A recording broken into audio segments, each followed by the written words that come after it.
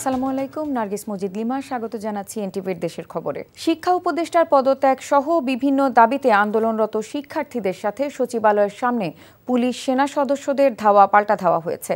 শিক্ষার্থীরা সচিবালয়ের ভেতরে প্রবেশ করলে তাদের ওপর লাঠিচার্জ করে পুলিশ, নিক্ষেপ করা হয় টিয়ার শেল। বিকেলে শিক্ষা ও আইন উপদেষ্টার পদত্যাগের দাবিতে আন্দোলনরত শিক্ষার্থীরা সচিবালয়ে ঢুকে পড়ে। সেখানে তারা কয়েকটি গাড়ি ভাঙচুর করে। এ সময় পুলিশ ও সেনাবাহিনী শিক্ষার্থীদের বাধা দেওয়ার চেষ্টা করে। এক পর্যায়ে শিক্ষার্থীদের উপর লাঠিচার্জ ও সাউন্ড গ্রেনেড ছোড়ে আইনশৃঙ্খলা রক্ষাকারী বাহিনী। লাঠিচার্জে অনেক শিক্ষার্থী আহত হয়েছে।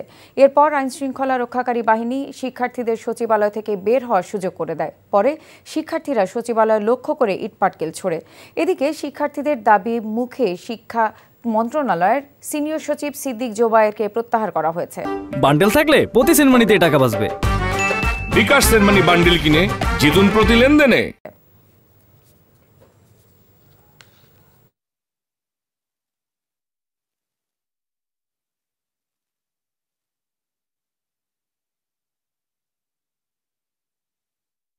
এ বিষয়ে জানতে যাচ্ছি সচিবালয়ে, সেখানে আছেন সহকর্মী রোকন উদ্দিন। রোকন, সচিবালয়ের ভেতরের এখনকার পরিস্থিতি কি?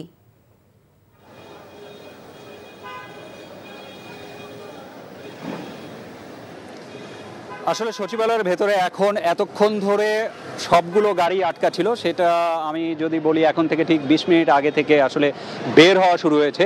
এবং যেহেতু অফিস টাইম শেষ হয়েছে সেই কারণে আসলে যে কর্মকর্তা কর্মচারীরা এখানে অবস্থান করছিলেন তারা বের হচ্ছেন, একই সাথে গাড়িগুলো বের হচ্ছে। তো আমি যদি আপনাকে একটু দেখাই যে সচিবালয়ে এতক্ষণ যেহেতু সব বন্ধ ছিল, সবগুলো প্রবেশপথই বন্ধ করে দেওয়া হয়েছিল, সেজন্য আসলে কেউ বের হতে পারেননি। সেজন্য এখানেও এক ধরনের জট লেগে আছে।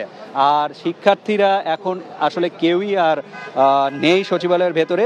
তারা ঠিক 4:10 দিকে এই সচিবালয়ে কিন্তু ঢুকে পড়েন এবং তারপরে তারা কিছুটা ভেতরে প্রবেশ করেন। এরপরে আমরা গাড়ি ভাঙচুরের ঘটনা দেখি। তারপরে আসলে আইন শৃঙ্খলা রক্ষাকারী বাহিনীর যে সদস্যরা আছেন তারা তাদেরকে বের করে দেন। এ সময় আমরা বেশ কিছু শিক্ষার্থীকে আহত হতে দেখেছি, একই সাথে পুলিশের কিছু সদস্যকেও আহত হতে দেখেছি। তারপরে সচিবালয়ের বাইরে আসলে সাউন্ড গ্রেনেড নিক্ষেপ করা হয়, একই সাথে টিয়ার শেলও নিক্ষেপ করা হয় এবং তারপরে শিক্ষার্থীরা ছত্রভঙ্গ হয়ে বিভিন্ন দিকে তারা ছড়িয়ে পড়েন। এই মুহূর্তে আমরা যতটুকু দেখেছি এই সচিবালয়ের ভেতর থেকে, যে সচিবালয়ের পাশে যে গুলিস্তানে যাওয়ার ডিপিও আছে সেই জায়গায় শিক্ষার্থীরা অর্থাৎ স্টেডিয়ামের দিকে তারা অবস্থান করছেন এবং সেখানে কিন্তু আমরা এখনও দেখতে পাচ্ছি যে সেখানে আসলে এখান থেকে আমরা শুনতে পাচ্ছি সাউন্ড গ্রেনেড শব্দ, অর্থাৎ সেখান থেকেও তাদেরকে সরিয়ে দেওয়ার জন্য আইন শৃঙ্খলা রক্ষাকারী বাহিনীর সদস্যরা আসলে সাউন্ড গ্রেনেড হয়তো নিক্ষেপ করছেন। আর সচিবালয়ের ভেতরে যেসব গাড়ি ভাঙচুর করা হয়েছিল সেই সব গাড়িরও কয়েকটিকে আমরা দেখেছি যে ভাঙা গাড়ি নিয়েই তারা যাত্রী পরিবহন করছেন। তারা আসলে বলছেন যে যাদেরকে নিয়ে এসেছেন সকালে তাদেরকে আসলে এই গাড়িতে হলেও দিয়ে আসতে হবে।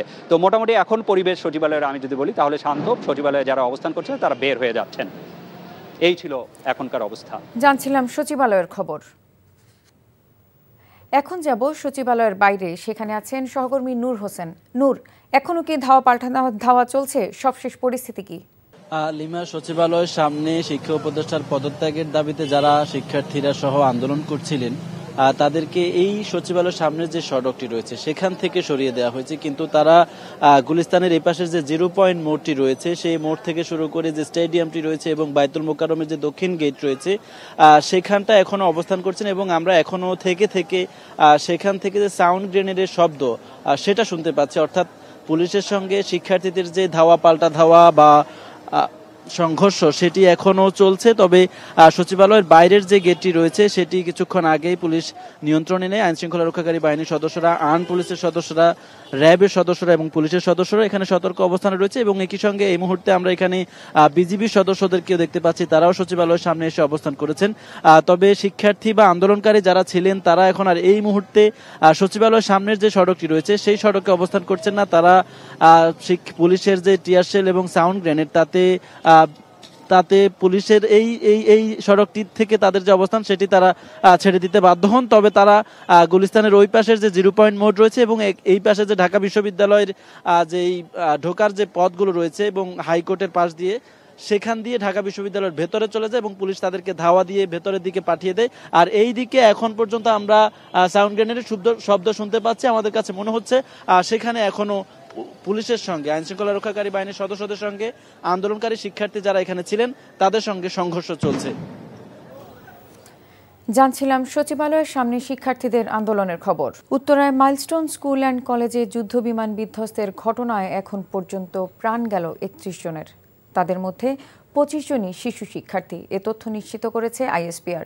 এখন পর্যন্ত ২০টি মরদেহ পরিবারের কাছে হস্তান্তর করা হয়েছে। এছাড়া ৬টি লাশের পরিচয় শনাক্তে ডিএনএ পরীক্ষা করতে হবে। এছাড়াও বিভিন্ন হাসপাতালে ভর্তি আছেন ১৬৫ জন। তাদের মধ্যে ৫ জনের অবস্থা আশঙ্কাজনক। ইফতেখার রেজার রিপোর্ট। উত্তরা থেকে নিখোঁজ ভাতিজি রাইসাকে খুঁজে বের করতে রাজধানীর জাতীয় বার্ন ইনস্টিটিউটে এসেছেন ইমদাদুল শেখ। হাসপাতাল থেকে হাসপাতাল, চিকিৎসকদের বারান্দা থেকে বার্ন ইউনিটের করিডোরে মেয়েটির কোনো খোঁজ নেই। মাইলস্টোনে খুঁজছি, বাংলাদেশ মেডিকেলে খুঁজছি, উত্তরা কিষান হাসপাতালে খুঁজছি, সিএমএসে খুঁজছি, গতকালকে ঢাকা মেডিকেলেও খোঁজা হয়েছে, পাওয়া যায়নি। নাম হচ্ছে রাইসা মনি, ওর আইডি নাম্বার হচ্ছে 2010। এদিকে গণমাধ্যমে নেগেটিভ রক্তের প্রয়োজন দেখে ফরিদপুরের ভাঙা থেকে ছুটে এসেছেন আসমত শিকদার ও মৌসুমী বেগম দম্পতি। একইভাবে মৌলভীবাজার থেকে ও নেগেটিভ রক্ত দিতে এসেছেন খালেদ আহমেদ। স্রেফ এক ব্যাগ রক্ত দিতেই সাড়া দিয়েছেন আরও অনেকে। আমার জন্য একটা রক্ত যেন একটা প্রাণ বেঁচে যায় সেটা চাই, যেন কোনো ক্ষতি না হয়। আমার গ্রুপ যে রক্ত সেটা সহজে পাইতেছে না, মানে দেখে খারাপ লাগতেছে যে আমি একজন যদি বাঁচাতে পারি কিনা আমার একটু রক্ত দিয়ে। ও নেগেটিভ রক্তের অনেক প্রয়োজন, সেজন্য আমি ওই সাথে সাথে এখান থেকে বাসে উঠে সকালে এখানে 7টায় এসে পৌঁছাই। প্রধান উপদেষ্টা স্বাস্থ্য বিষয়ক সহকারী ডাক্তার মোহাম্মদ সাইদুর রহমান বলেন, শিক্ষার্থীদের চিকিৎসায় সিঙ্গাপুর থেকে ডাক্তার ও নার্সের একটি দল আসছে। প্রয়োজনীয় ইন্টারভেনশন এবং প্রয়োজনীয় ফ্লুইড এবং মেডিসিন ম্যানেজমেন্টে পরিবর্তন করা হয়েছে। ইতিমধ্যে আমাদের সঙ্গে এই হাসপাতালের সঙ্গে যে যাদের এমওইউ আছে সিঙ্গাপুর জেনারেল হসপিটাল, তাদের সঙ্গে যোগাযোগ করা হয়েছে। হাসপাতাল থেকে তাদেরকে কেস রিপোর্ট পাঠানো হয়েছে। ওনাদের একজন সিনিয়র কনসালটেন্ট এবং 2 জন নার্স আজকে রাতে এসে পৌঁছাবেন। আমরা আশা করি যে ওনারা আগামীকালকে থেকেই এই টিমে ওনারা জয়েন করতে পারবেন। এদিকে আহতদের দেখতে হাসপাতালে যান স্বাস্থ্য উপদেষ্টা নূরজাহান বেগম ও শ্রম উপদেষ্টা অবসরপ্রাপ্ত ব্রিগেডিয়ার জেনারেল সাখাওয়াত হোসেন। তারা বলেন, সুচিকিৎসার জন্য আহতদের প্রয়োজনে বিদেশে পাঠানো হবে। এটা অবর্ণনীয়। তাদের দেহ, তাদের আত্মীয় স্বজনের এটা ভাষা প্রকাশ করা যায় না। কিছু কিছু বার্ন আছে যেগুলো ধরেন হয়তো লং টার্ম ট্রিটমেন্ট লাগবে। নগরের মধ্যে যেন কোনো বিমান মহড়া না দেওয়া হয় সে বিষয়ে রাষ্ট্রীয় আলোচনা করা হবে বলে জানান তারা। Iftekhar Reza, NTV news, Dhaka. হতাহতদের খবর জানাতে জাতীয় বার্ন ইনস্টিটিউট থেকে যুক্ত হচ্ছেন সহকর্মী মেজবা হাসান। মেজবা, দগ্ধদের অবস্থা সম্পর্কে চিকিৎসকরা কি বলছেন? লিমা, বার্ন ইনস্টিটিউটে এখনো পর্যন্ত 46 জন ভর্তি আছেন, যাদের অবস্থা তার মধ্যে কিন্তু 23 জনের অবস্থা এখন পর্যন্ত আশঙ্কাজনক বলে ডাক্তাররা আমাদেরকে জানিয়েছেন।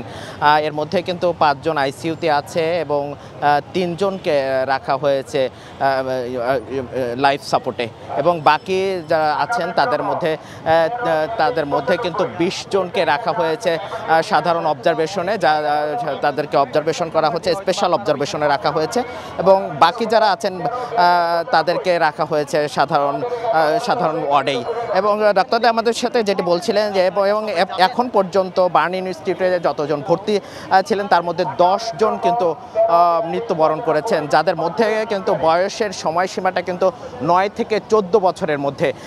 আমাদেরকে ডাক্তাররা বলেছেন এখনও যারা ভর্তি আছেন এর মধ্যে 9 থেকে 10 বছরের ছাড়াও এবং 9 থেকে 14 এর মধ্যে কিন্তু যারা ভর্তি আছেন এবং যারা আশঙ্কাজনক আছেন তাদের অবস্থা, তাদের বয়সসীমাও কিন্তু একই ডাক্তার আমাকে জানিয়েছেন। তারা যেটি বলছিলেন যে এই যে বয়সসীমা, নির্দিষ্ট যে বয়সসীমা, এই বয়সসীমার মধ্যে যারা আছে তাদের অনেকটা সংকটপূর্ণ, এবং বাকি 20 জন যারা আছেন সেই 20 জনটা অনেকটা শঙ্কামুক্ত, কিন্তু একবারে প্রপারলি চিকিৎসা না হওয়া পর্যন্ত কিন্তু সংকট মুক্ত কথা তার বলা যাবে না বলে আমাদেরকে জানিয়েছেন। এবং এছাড়া বাহিরের অবস্থা যদি বলার চেষ্টা করি, সুনির্দিষ্ট পরিচয় ছাড়া কিন্তু বার্ন ইউনিটের ভিতরে ঢুকতে দেওয়া হচ্ছে না। এই ছিল বার্ন ইনস্টিটিউট থেকে সবশেষ। লিমা, জানছিলাম দগ্ধদের চিকিৎসার খবর। রাজশাহীতে দ্বিতীয় দফা জানাজা অনুষ্ঠিত হয়েছে রাজধানীর উত্তরায় বিধ্বস্ত যুদ্ধ বিমানের পাইলট তৌকির ইসলাম সাগরের। এর আগে তৌকিরের লাশ রাজশাহী উপশহরের বাড়িতে পৌঁছালে কান্নায় ভেঙে পড়েন স্বজনরা। দুপুরে কুর্মিটোলায় ঢাকা সেনানিবাসে অনুষ্ঠিত হয়েছে প্রথম জানাজা। এতে স্বরাষ্ট্র উপদেষ্টা, সেনা, বিমান ও নৌবাহিনীর প্রধানগণ, ঊর্ধ্বতন সামরিক কর্মকর্তারা অংশ নেন। ওয়ালিউল্লাহ অলির ডেস্ক রিপোর্ট। নিহত পাইলট তৌকির ইসলাম সাগরের মরদেহ কুর্মিটোলায় আনা হলে শোকাবহ পরিবেশ তৈরি হয়। তার কফিনে রাষ্ট্রীয় শোক ও শ্রদ্ধা জানানো হয়। শোকের ছায়া নেমে আসে তার সহকর্মীদের মাঝে। স্বরাষ্ট্র উপদেষ্টা, সেনাবাহিনী প্রধান, নৌবাহিনী প্রধান, বিমান বাহিনী প্রধান সহ নিহতের পরিবারের সদস্যরা উপস্থিত ছিলেন। এর আগে নিহত পাইলট তৌকির ইসলামের ফিউনারেল প্যারেড অনুষ্ঠিত হয়। জানাজা শেষে 3 বাহিনীর পক্ষ থেকে শ্রদ্ধা জানানো হয়। তৌকিরের মরদেহের আনুষ্ঠানিকতায় অংশ নেন তার সহকর্মী, বিমান বাহিনীর সদস্যরাও। ঢাকায় প্রথম জানাজা শেষে পাইলট তৌকির ইসলামের মরদেহ বিমান বাহিনীর একটি হেলিকপ্টারে করে নেওয়া হয় রাজশাহী ক্যান্টনমেন্টে। এরপর সেখান থেকে অ্যাম্বুলেন্সে করে নেওয়া হয় উপশহরের বাড়িতে। এ সময় কান্নায় ভেঙে পড়েন পরিবারের সদস্যরা। এরপর জানাজার জন্য মরদেহ নেওয়া হয় জেলা মুক্তিযুদ্ধ স্মৃতি স্টেডিয়ামে। সেখানে আর এক দফা জানাজা অনুষ্ঠিত হয়। পাবনা ক্যাডেট কলেজের 34তম ব্যাচের ছাত্র ছিলেন তৌকির। 2016 সালে উচ্চ মাধ্যমিক পাশ করে যোগ দেন বাংলাদেশ বিমান বাহিনীতে। সোমবার দুপুরে রাজধানীর দিয়াবাড়িতে মাইলস্টোন স্কুলে দুর্ঘটনা কবলিত যুদ্ধ বিমানের পাইলট ছিলেন তৌকির ইসলাম সাগর। ওয়ালিউল্লাহ অলি, এনটিভি নিউজ ডেস্ক। 19 জুলাই ঢাকায় জামায়াতে ইসলামীর জাতীয় সমাবেশে যোগদান করার উদ্দেশ্যে যাবার পথে সড়ক দুর্ঘটনায় নিহত খুলনার দাকব উপজেলার জামায়াতে আমির মাওলানা আবু সাইদের কবর জিয়ারত করেছেন জামায়াতে ইসলামী আমির ডাক্তার শফিকুর রহমান। সকালে হেলিকপ্টার যোগে দাকব উপজেলায় যান তিনি। প্রথমে কবর জিয়ারত করেন, পরে পরিবারের সাথে সাক্ষাৎ করেন ডাক্তার শফিকুর রহমান। পরে চালনা বিল্লালিয়া আলিম মাদ্রাসা মাঠ প্রাঙ্গণে এক পথসভায় বক্তব্য রাখেন ডাক্তার শফিকুর রহমান।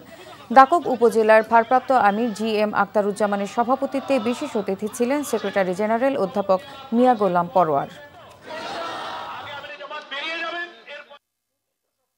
মাইলস্টোন থেকে যুক্ত হচ্ছেন সহকর্মী হাসান মাহমুদ। হাসান, স্কুলের এখনকার পরিস্থিতি কেমন দেখছেন?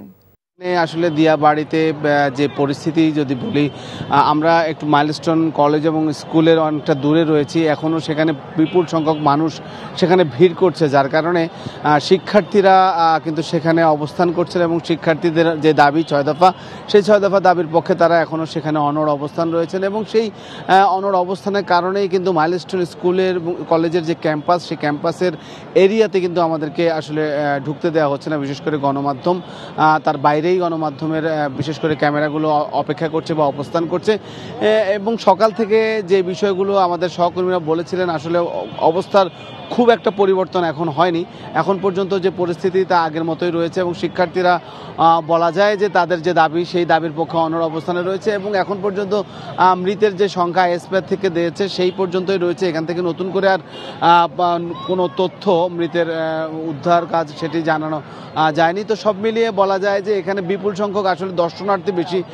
এত বেশি মানুষ এই এলাকাটিতে গতকালকের যে নৃশংস ঘটনা, গতকালকের যেই নির্মম ঘটনা, গতকালকের যে বেদনা বিধুর যে ঘটনা, সেই ঘটনাটি আসলে এতটাই মানুষের মনে নাড়া দিয়েছে যে চারপাশে বিপুল। জানছিলাম মাইলস্টোন স্কুলের খবর। কুষ্টিয়ায় গত 1 বছরে প্রায় বিপুল পরিমাণ স্বর্ণ, অস্ত্র ও মাদক সহ চোরাচালান পণ্য উদ্ধার করেছে বিজিবি ব্যাটালিয়নের কমান্ডার লেফটেন্যান্ট কর্নেল মাহবুব মুর্শেদ জানান, সীমান্ত নিরাপত্তা নিশ্চিত করতে এবং মাদক পাচার সহ সব ধরনের অবৈধ কার্যক্রম প্রতিরোধে কঠোর অবস্থানে রয়েছে। ভবিষ্যতেও চোরাকারবারি সহ মাদক আটকে বিজিবি কার্যকর ব্যবস্থা গ্রহণ অব্যাহত থাকবে। এই ছিল দেশের খবরে। 6টায় ইভিনিং নিউজ দেখার আমন্ত্রণ রইল। ধন্যবাদ সবাইকে।